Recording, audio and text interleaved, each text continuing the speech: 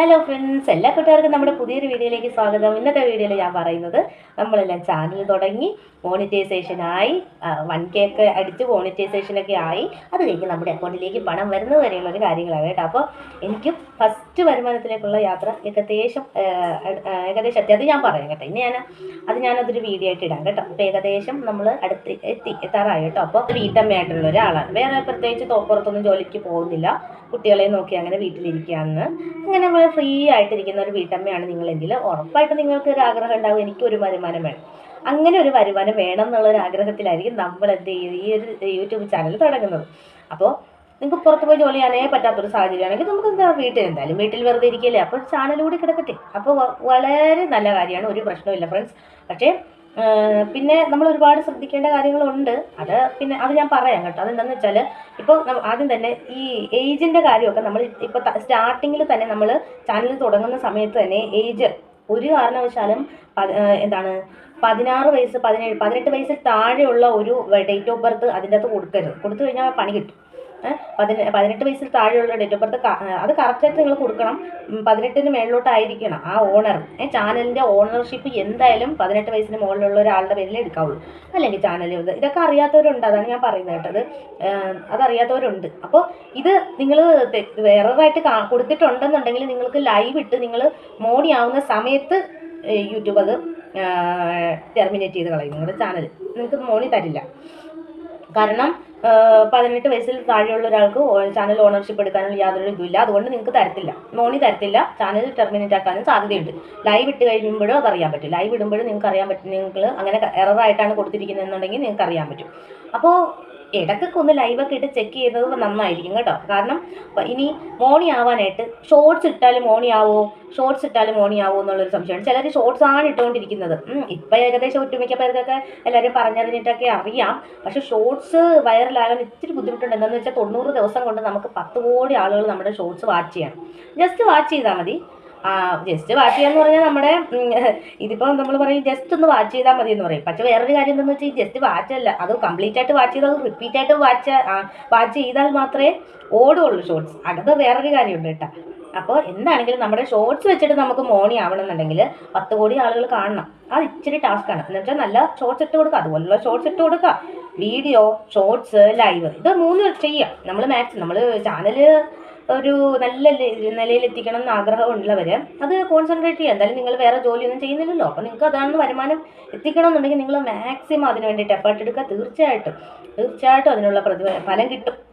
അപ്പം നമുക്കൊക്കെ എനിക്കൊക്കെ എന്ന് പറഞ്ഞാൽ വളരെ റീച്ച് കുറവായിരുന്നു കേട്ടോ. അപ്പോൾ 8 മാസം ലൈവ് ഇട്ടിട്ട് തന്നെയാണ് മോണി ആക്കിയത് തന്നെ. 2 ലൈവ് ഇടുമായിരുന്നു, രാവിലെയും ഉച്ചയ്ക്കും 10 മണിക്കും 2 മണിക്കും 2 ലൈവ് ഇടുമായിരുന്നു കേട്ടോ. 1.5 മണിക്കൂർ വെച്ച് ലൈവ് ഇടുമായിരുന്നു. മോണി ആയിക്കഴിഞ്ഞ് ഞാൻ ഒരു ലൈവിലോട്ട് മാറി. അത് പക്ഷേ ഇപ്പോൾ എനിക്ക് ഹൈപ്പ് കിട്ടുന്ന സമയമായതുകൊണ്ട് ഞാൻ കൂടുതൽ സമയം അത് കട്ടാക്കാതെ ലൈവ് കണ്ടിന്യൂസ് ആയിട്ട് ചെയ്യുന്നു. കഴിയുന്നത് സൈലൻറ്റ് ലൈവ് ഞാൻ അങ്ങനെ ഇടാറില്ല. മാക്സിമം പറ്റുന്ന പോലെ സംസാരിക്കും. പിന്നെ മോള് വരുന്ന സമയത്ത് മാത്രം ഒന്ന് മ്യൂട്ടാക്കുകയൊക്കെ ചെയ്യും. കുട്ടികളുടെ സൗണ്ട് കേട്ട് കഴിഞ്ഞാൽ എററാണ്, സ്ട്രൈക്ക് അടിക്കാൻ സാധ്യതയെന്നല്ല, ഒരുപാട് പേർക്ക് സ്ട്രൈക്ക് അടിച്ചിട്ടുമുണ്ട്. കുട്ടികളുടെ സൗണ്ട്, കുട്ടികൾ കരയുന്നത് അങ്ങനെയൊക്കെ കേട്ടിട്ട് സ്ട്രൈക്ക്. കുട്ടികളെ കാണിക്കുമ്പോൾ കുട്ടികൾ നമ്മുടെ കൂടെയാണ് കാണുന്നെന്നുണ്ടെങ്കിൽ കുഴപ്പമില്ല കേട്ടോ. അത് അങ്ങനെ ഇതായി പോകും. പിന്നെ ഞാൻ മാക്സിമം കാണിക്കാറില്ല. ഇനി എന്തിനാണ് വെറുതെ വള്ളി പിടിച്ച് വെക്കുന്നതെന്ന് ഓർത്തിട്ട് പിന്നെ മാക്സിമം കാണിക്കാറില്ല. അവൾ വരുമ്പോൾ തന്നെ ഞാൻ മ്യൂട്ടാക്കി വെക്കും. ചില സമയത്ത് ഒരു പ്രശ്നം ഉണ്ടായിരുന്നത് മ്യൂട്ട് ആവാത്തൊരു പ്രശ്നം ഉണ്ടായിരുന്നു കേട്ടോ. നമ്മളിവിടെ പറയണതില്ല, അതിനകത്ത് കേൾക്കും. അതൊക്കെ നമ്മളത് ചെക്ക് ചെയ്യാൻ. ഒരു രണ്ടാമത് എന്തായാലും ലൈവ് ചെയ്യുമ്പോൾ ഒരു സെക്കൻഡ് ഫോൺ ഉള്ളത് നല്ലതാണ് കേട്ടോ. നമുക്കത് എന്തെങ്കിലും ചെക്ക് ചെയ്യാനോ കാര്യത്തിനോ ഒക്കെ ഒരു സെക്കൻഡ് ഫോൺ ഉള്ളത് വളരെ നല്ലതാണ്. അപ്പോൾ അങ്ങനെ നമ്മൾ ലൈവ് ഇട്ട് 1000, 2000, 3000, 4000 മണിക്കൂർ അങ്ങനെ കംപ്ലീറ്റ് ആവുന്നു.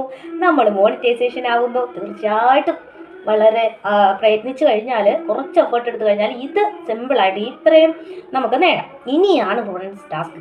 ഇനി ആ $100 കംപ്ലീറ്റ് ആവുക എന്നുള്ളതാണ് ഏറ്റവും വലിയ ടാസ്ക് എന്ന് പറഞ്ഞാൽ.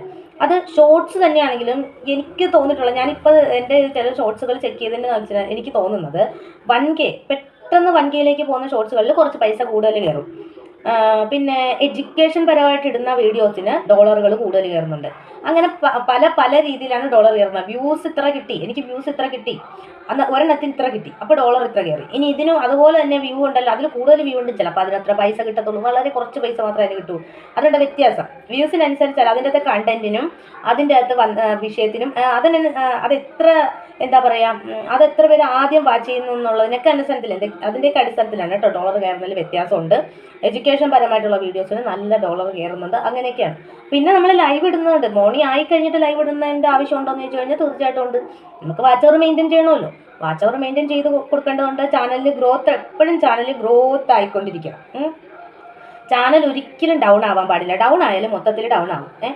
ഇപ്പോൾ നിങ്ങൾക്ക് വീഡിയോ ഇടുന്നുണ്ട്, നല്ല വ്യൂ ഉണ്ട്, ഒരു 5K 10K വ്യൂ ഒക്കെ വീഡിയോയ്ക്ക് പോകുന്നുണ്ടെങ്കിൽ നിങ്ങൾ എങ്കിൽ പോലും അത്രയും വ്യൂ ഉണ്ടെങ്കിൽ പോലും പോരാ. എന്നാലും നമ്മുടെ ഇതിനൊരു ഗ്രോത്ത് ഉണ്ടായിക്കൊണ്ടിരിക്കുന്നുണ്ടെങ്കിൽ ലൈവ് കൂടി ഇടയ്ക്കെങ്കിലും ഇട്ട് കൊടുക്കാം. അപ്പോൾ നമുക്ക് വാച്ച് അവറൊക്കെ നല്ല രീതിയിൽ ഹൈപ്പായിട്ട് നിൽക്കും, നല്ല രീതിയിൽ ഹൈപ്പ് കിട്ടും ചാനലിൽ. ഇപ്പോൾ എനിക്ക് ലൈവിന് ഹൈപ്പ് കിട്ടുന്നുണ്ട്, ഓട്ടോമാറ്റിക്കായിട്ട് എനിക്ക് ഷോർട്സിലും മിക്ക ഷോർട്സിലും എനിക്ക് ഹൈപ്പ് കിട്ടുന്നുണ്ട് ചിലത്. പക്ഷേ ഇനി വീഡിയോയ്ക്കും കൂടി കുറച്ചൊരു വ്യൂ കിട്ടിക്കഴിഞ്ഞാൽ നമ്മൾ രക്ഷപ്പെട്ടു. അങ്ങനെ കുറച്ച് കാര്യങ്ങളുണ്ട് ഇതിൽ ഫ്രണ്ട്സ്. അപ്പോൾ വളരെ ഈസി അല്ല $100 എത്തിക്കാമെന്ന് പറഞ്ഞു കഴിഞ്ഞാൽ, ഒട്ടും ഈസി അല്ല, നല്ലൊരു ടാസ്ക്കാണ്. ചിലപ്പോൾ 3 മാസം കൊണ്ടൊക്കെ നമുക്ക് $100 എത്തിക്കാൻ പറ്റുള്ളൂ. ഒരു മാസത്തിൽ $100 $100+ ഒരു മാസം കൊണ്ടാക്കുന്ന വിധത്തിൽ നമ്മൾ നമ്മുടെ ചാനലിനെ വളർത്തിയെടുക്കുക. പോളിസി നോക്കാതെ ചെയ്ത് കഴിഞ്ഞാൽ ചിലപ്പോൾ അടിച്ചു പോകാൻ സാധ്യതയുണ്ട്. ടെർമിനേഷൻ വാണിംഗ് പോലെ ഉണ്ടാവില്ല. കഴിയുന്നത് നിങ്ങളുടെ സ്വന്തം കണ്ടന്റുകൾ മാത്രം ഇതിൽ ഉപയോഗിക്കാൻ ശ്രമിക്കുക. പിന്നെ റീയൂസ്ഡ് ആയിട്ടുള്ളത് ഫോട്ടോസ്, മറ്റേ ഒരിടത്ത് ഉപയോഗിച്ച ഫോട്ടോസൊക്കെ ഇടാതിരിക്കുന്നതാണ് കൂടുതൽ നല്ലത്. അപ്പോൾ നമ്മൾ ചില വീഡിയോസ് ഇടുമ്പോൾ നമുക്ക് ഇപ്പോൾ ഗൂഗിളിൽ നിന്നുള്ള ഫോട്ടോസിനെല്ലാം കോപ്പിറൈറ്റ് ക്ലെയിം അവരവിടെ ചെയ്തിട്ടുള്ളതാണ്. പക്ഷേ എങ്കിൽ പോലും ചില സൈറ്റുകൾ കുഴപ്പമില്ല. പിന്നെ ഇൻസ്റ്റാഗ്രാം അതിൽ നിന്നൊക്കെ ഉള്ളത് കഴിയുന്നത് അവോയ്ഡ് ചെയ്യുക. അപ്പോൾ ചില സൈറ്റുകളിൽ നിന്ന് നമ്മൾ എടുക്കാറുണ്ട്. നമ്മൾക്ക് വീഡിയോയുടെ ഒരു വീഡിയോ ഇട്ടു, ഒരു വെണ്ടയ്ക്കയെക്കുറിച്ചൊരു ടിപ്പ് പറഞ്ഞൊരു വീഡിയോ ഇട്ടു. അതിന് വെണ്ടയ്ക്ക കുറച്ച് നല്ല ഒരു ഭംഗിയുള്ളൊരു വിവരണത്തിന് ചില പിക്ചേഴ്സ് നമുക്ക് ആവശ്യമായിട്ടുണ്ട്. അങ്ങനെ വരുമ്പോൾ നമ്മൾ കുറച്ച് പിക്ചേഴ്സൊക്കെ നമ്മൾ ഗൂഗിളിൽ നിന്നൊക്കെ കുത്തിപ്പൊക്കാറുണ്ട്. അത് ഇതുവരെയും പണി കിട്ടിയിട്ടില്ല. എന്താണ് അത് മാക്സിമം എഡിറ്റ് ചെയ്തൊക്കെ ഇടുന്നത് കേട്ടോ. അതാണ്. പിന്നെ ചില സൈറ്റുകളാണ് പ്രശ്നം എന്ന് പറയുന്നത്. ഓക്കെ, മാക്സിമം എഡിറ്റ് ചെയ്തൊക്കെ എടുക്കുന്നുണ്ട് കേട്ടോ. അപ്പോൾ ഞാൻ അത് സജസ്റ്റ് ചെയ്യുന്നില്ല, ഞാൻ എൻ്റെ കാര്യം പറഞ്ഞതാണ് കേട്ടോ. ഇതുവരെ പ്രശ്നമില്ല. കാരണം മോർണിംഗ് ആവുന്നതിന് മുമ്പും ഇപ്പോഴും ഒക്കെ എടുക്കുന്നുണ്ട്. ഇനി ഇപ്പം നമ്മളെ കൊണ്ട് പറ്റുന്ന പോലെയല്ലേ പറ്റും. ഇവിടെയാണെങ്കിൽ നമ്മുടെ ഹസ്ബൻഡിനൊന്നും പിന്നെ അത്ര താല്പര്യം ചാനലായിട്ട് പിന്നെ അത്ര താല്പര്യം ഇല്ലെങ്കിൽ പിന്നെ പ്രത്യേകിച്ച് നമ്മളെന്തെങ്കിലും ചെയ്യാൻ അതുപോലെ ഒരു അഡ്ജസ്റ്റ്മെൻറ്റിലൊക്കെ അങ്ങനെ പോവുകയാണ്. അപ്പോൾ എന്തായാലും നിങ്ങൾ ചെയ്യുമ്പോൾ ശ്രദ്ധിച്ച് ചെയ്യുക, പോളിസികളൊക്കെ ഒന്ന് അറിഞ്ഞു വെച്ച് ചെയ്യുക. ഒരുപാട് ഇതായിട്ട് പേടിക്കേണ്ട കാര്യമൊന്നുമില്ല, വേറെ പ്രശ്നമൊന്നും ഉണ്ടാവില്ല ഫ്രണ്ട്സ്. നമ്മുടെ കണ്ടന്റ് ക്രിയേറ്റേഴ്സിനെ നല്ല രീതിയിൽ യൂട്യൂബ് സപ്പോർട്ട് ചെയ്യും. നിങ്ങൾക്ക് കണ്ടന്റ് ക്രിയേറ്റ് ചെയ്യാൻ പറ്റുന്നുണ്ടോ, നിങ്ങൾക്ക് തീർച്ചയായിട്ടും വിജയിക്കാൻ പറ്റും കേട്ടോ. നമ്മൾ ഈ $100 അടുത്ത മാസമായിരിക്കും യൂട്യൂബ് നമ്മുടെ അക്കൗണ്ടിലേക്ക് അത് ട്രാൻസ്ഫർ ചെയ്ത് തരുന്നത്. ഇതിന് മുന്നേ ഒരു ബോണസിൻ്റെ ഒരു സംഭവം വന്നപ്പോൾ എനിക്ക് കിട്ടിയിട്ടുണ്ട് കേട്ടോ, ബോണസ് കിട്ടിയിട്ടുണ്ട്. അപ്പോൾ നമ്മൾ വീഡിയോസൊക്കെ ഇടുന്നവരൊക്കെ അതിനൊരു പ്രോത്സാഹനം എന്ന നിലയിലാണ് യൂട്യൂബ് തന്നത്, ബോണസ് തന്നത് കേട്ടോ. അപ്പോൾ നമ്മൾ വീഡിയോസൊക്കെ ഇടുന്നവർക്ക് ഒരു പ്രോത്സാഹനം എന്ന നിലയിൽ യൂട്യൂബ് ബോണസ് തന്നിരുന്നു. അതെനിക്ക് കിട്ടിയായിരുന്നു കേട്ടോ. 1 മാസത്തിൽ കിട്ടി. 2 മാസം ഉണ്ടായിരുന്നു ബോണസ്. വ്യൂസിനനുസരിച്ച് നല്ല രീതിയിൽ വ്യൂസിനനുസരിച്ച് നല്ല ബോണസ് 10,000-ന് മേളിലോട്ട് വരെ നമുക്ക് കിട്ടും. 50,000 വരെ നമുക്ക് കിട്ടുമായിരുന്നു കേട്ടോ. അപ്പോൾ 25 അങ്ങനെ വെച്ചിട്ട് ഓരോ മാസം അത് അവിടെ വരെ നമുക്ക് കിട്ടുമായിരുന്നു. എനിക്ക് കുറച്ച് പൈസ അതിൻ്റെ ബോണസ് കിട്ടിയായിരുന്നു. അപ്പോൾ അതാണ് എനിക്ക് യൂട്യൂബിൽ നിന്ന് കിട്ടിയ ആദ്യത്തെ ഒരു സാലറി എന്ന് പറഞ്ഞാൽ ബോണസ് കേട്ടോ. അപ്പോൾ അത് കിട്ടിയിരുന്നു. അത് കിട്ടിയപ്പോൾ ഒരുപാട് സന്തോഷമായിരുന്നു. അങ്ങനെ നമ്മുടെ ചാനലിൽ ചെറിയ രീതിയിൽ ഹൈപ്പൊക്കെ തരുന്നു യൂട്യൂബ് ഇപ്പോൾ. ഒത്തിരി സന്തോഷം. വളരെ കുറഞ്ഞ വ്യൂ ആയിരുന്നു കേട്ടോ. വ്യൂസ് ഇപ്പോൾ ആദ്യമൊക്കെ ലൈവ് ഇടുമ്പോൾ നിങ്ങൾക്ക് ആരും ഇല്ല, കമൻറ്റ് വരുന്നില്ല, മുകളിൽ വാച്ചിങ്ങിൽ ആളില്ല, ഒന്നോർത്തൊന്നും ഒരു വിഷമവും വേണ്ട ഫ്രണ്ട്സ്. നിങ്ങൾ ഒരു 1.5 മാസം കണ്ടിന്യൂസ് ആയിട്ട് നിങ്ങൾ ഏത് സമയത്താണോ ലൈവ് ഇട്ടത് ആ സമയത്ത് തന്നെ എന്ന് പറഞ്ഞാൽ ഒരു ദിവസം ഒരു 3 ലൈവ് നോക്കാം. അപ്പോൾ നിങ്ങൾ തീരെ വ്യൂസ് ഇല്ലാത്ത ആ സമയമുണ്ടല്ലോ അതങ്ങ് വിട്ടേക്ക്. എന്നിട്ട് നിങ്ങൾക്ക് ഏത് ലൈവ് ഇടുമ്പോഴാണോ അത്യാവശ്യം വ്യൂ കൂടുതൽ കിട്ടുന്നത്, ഇത്തിരിയെങ്കിലും കൂടുതൽ കിട്ടുന്നത്, ആ സമയം അങ്ങോട്ട് സ്ഥിരാക്കിക്കോ. അത് കുഴപ്പമില്ല. തീരെ വ്യൂ ഇല്ലാത്ത സമയം നോക്കണ്ട, അത് വിട്ടേക്ക്. അപ്പോൾ ഉണ്ട് നമ്മുടെ സമയമൊക്കെ ഞാൻ പറയാം, അത് സമയം എനിക്കെന്ന് പറഞ്ഞാൽ 6 മണി കഴിഞ്ഞിട്ടുള്ള ആ സമയത്താണ് എനിക്ക് ഹൈപ്പ് കിട്ടുന്ന സമയം. അത് നമ്മൾ കണ്ടുപിടിക്കണം കേട്ടോ. ആ സമയം നമ്മൾ കണ്ടുപിടിക്കണം. വൈറ്റ് സ്റ്റുഡിയോയിൽ അത് നോക്കുമ്പോൾ അറിയാം കേട്ടോ. അത് ഞാൻ പ്രത്യേകം വീഡിയോ ഇടാം. അല്ലെങ്കിൽ ഞാൻ ഇതിനകത്ത് സ്ക്രീൻഷോട്ട് കാണിക്കാം. വൈറ്റ് സ്റ്റുഡിയോയിൽ നമ്മുടെ ഇത് കാണിക്കുന്നുണ്ട്, അത് ഞാനിവിടെ കാണിക്കാം കേട്ടോ. അങ്ങനെ നമ്മൾ ആദ്യമൊന്നും ആളില്ലെന്നോർത്ത് വിഷമിച്ചൊന്നും ഇരിക്കേണ്ട ആവശ്യമൊന്നുമില്ല. 4000 വാച്ച് അവർ കംപ്ലീറ്റ് ആക്കി എടുക്കാനായിട്ട് എല്ലാവർക്കും പെട്ടെന്ന് കഴിയട്ടെ. പിന്നെ ശ്രദ്ധിക്കേണ്ട ഒരു കാര്യം, ലൈവ് സ്ട്രൈക്ക് വാങ്ങിക്കാതിരിക്കുക.